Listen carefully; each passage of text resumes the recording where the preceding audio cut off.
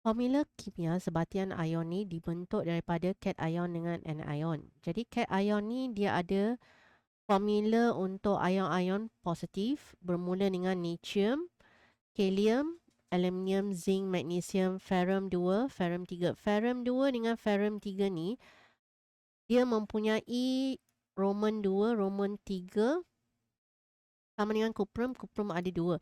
So Roman ni adalah nombor pengoksidan. Kalau 2 positif kat sini, ini bermaksud 2. Kenapa ion-ion ini mempunyai Roman 2 termasuk plumbum? Sebab ini merupakan unsur peralihan. Jadi dia merupakan bahan yang mempunyai lebih daripada satu nombor pengoksidan yang akan belajar lebih lanjut dalam bab 4.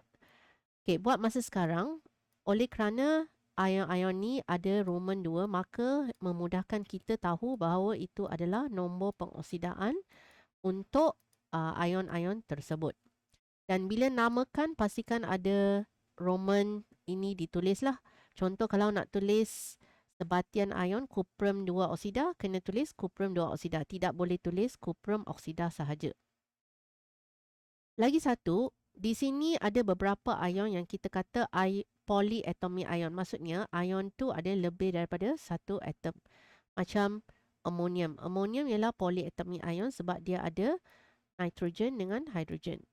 Okay, selain itu, kita tengok senarai ion negatif. Senarai ion negatif ni ada banyak ion-ion yang mempunyai polyatomic ion, iaitu hidroksida, karbonat, nitrat, sulfat, fosfat, manganat 7, thiosulfat dengan dikromat. Okey, kenapa kena ingat ini adalah ion-ion polyatomic ion? Sebab bila kita tulis formula, contoh aluminium hidroksida iaitu aluminium iaitu Al3 positif. Okey, lepas tu kita ada ion hidroksida. So bila kita ada aluminium hidroksida ni, aluminium adalah 3 positif, hidroksida negatif. So kita kena letak kurungan lah. Okay. So dia akan jadi aluminium dalam kurungan OH 3. Okay, macam mana saya dapat formula ni? Sebab aluminium ialah 3 positif. So seimbang dengan negatif. So 3 positif dengan negatif 1 diseimbangkan. Jadi kita kena letak apa ni? 3 lah. Okey, saya terangkan contoh yang lain. Okey, contohnya ferrum 2. Okey, ferrum 2 dengan OH negatif. Okey, 2 dengan 1 tidak seimbang. Seimbang maksudnya jumlah cas kena kosong. So bila nak jadikan kosong, kita kena letak 2 dekat OH sinilah. So dia akan jadi Fe dalam kurungan OH 2 kita kena letak di bawah, iaitu kita panggil subscript. So selalunya bila nak tulis formula, 2 tu di bawah sekali lah. So kenapa ada kurungan? Sebab kalau rujuk kat sini, OH minus ni ialah polyatomic ion. So bila polyatomic ion ni, dia kena ada kurungan. Okay, sekarang kita nak lihat contoh lain menulis formula. Okay, katakan kita ada kalsium nitrat. Okay, kalsium nitrat ni kita kena tulis dulu apa ni? Formula ion tu lah. So kalsium ialah Ca 2 positif. Okay, bila Ca, okay, yang negatif kita tulis di belakang dia NO 3 negatif. Okay, bila ada NO3 negatif, kita kena lihat pada charge dia.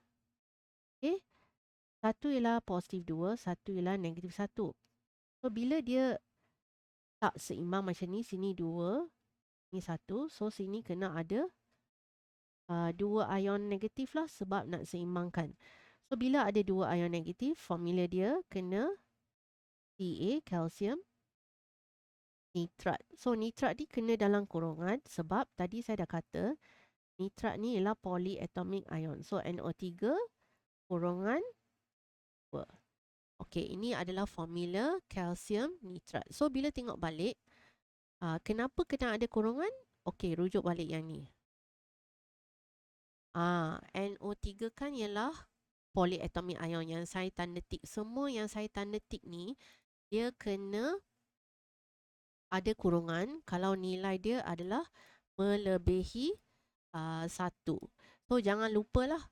So, kalau kira kat sini, sepatutnya semua ion-ion ni mesti tahulah yang mana polyatomic ion, yang mana bukan polyatomic ion. Semua itu kena tahu.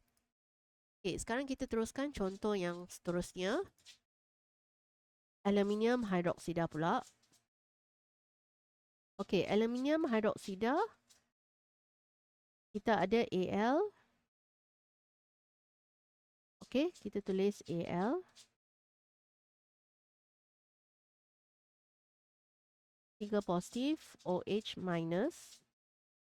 Okay, sama macam sini. Tak seimbang. Sini 3, sini 1. So, darab 3. So, dapat Al dalam kurungan 3. Okay.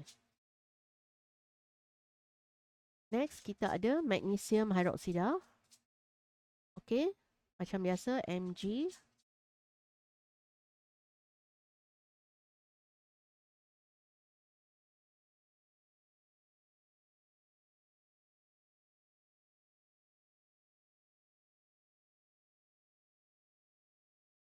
Dua positif, OH negatif. So, sini 2. So, sepatutnya sini pun kena ada 2 lah. Kena seimbangkan lah. So, sini kena ada 2. Hydroksida ialah polyatomic ion. So, kena ada kurungan 2. Okay, lepas tu, ammonium sulfat. Okay, ammonium NH4 positif. Sulfat SO4 2 negatif. So, sini ada 1, sini ada 2. So, ini kena ada 2 lah. Okay, NH4 ni kalau rujuk merupakan polyatomic ion kan. Itu NH4 polyatomic ion. So, kena ada kurungan. So, maksudnya kat sini, okay, kita kena letak NH4 ni dalam kurungan. Kalau dia 1 saja tak payah kurungan lah. So, sini letak dalam kurungan SO4. Okay. Next, kita ada aluminium sulfat.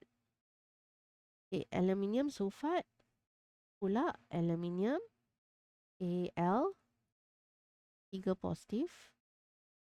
Okay, lepas tu sulfat SO4 2 negatif. Okay, rujuk balik. 3 dengan 2, macam mana kita nak seimbangkan? Kita ambil faktor sepunya paling tinggi. So, 3 dengan 2, 6 kan? So, sini darab 2. Okay, sini darab 3. So, dapatlah Al 2 kat bawah. SO4 polyatomic ion. So, kena letak kurungan 3. Okay, semua nombor mesti letak di bawah sekali. Okay, lepas tu next kita ada calcium oksida. Calcium Ca2 positif. Oksida O2 negatif.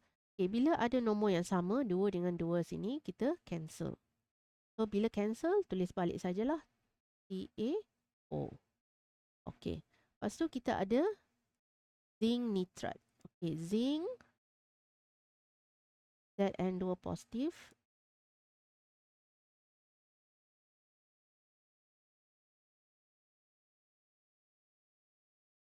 Okay, zinc nitrat.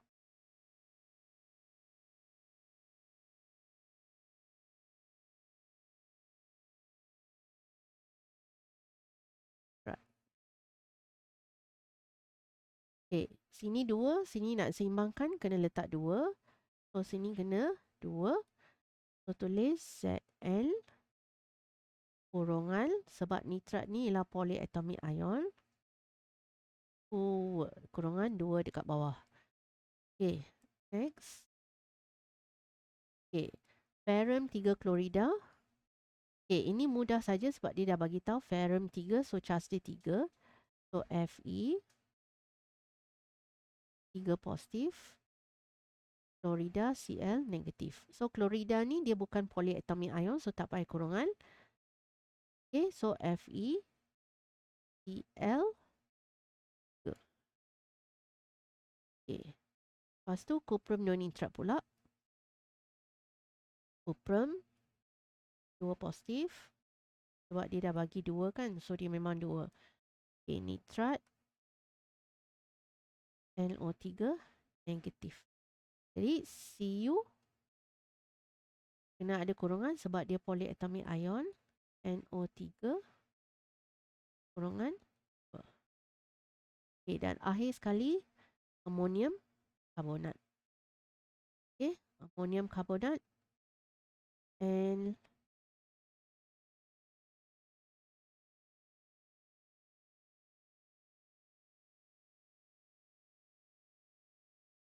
okay, NH 4 positif, CO3 2 negatif. So nak seimbangkan sini kena ada 2.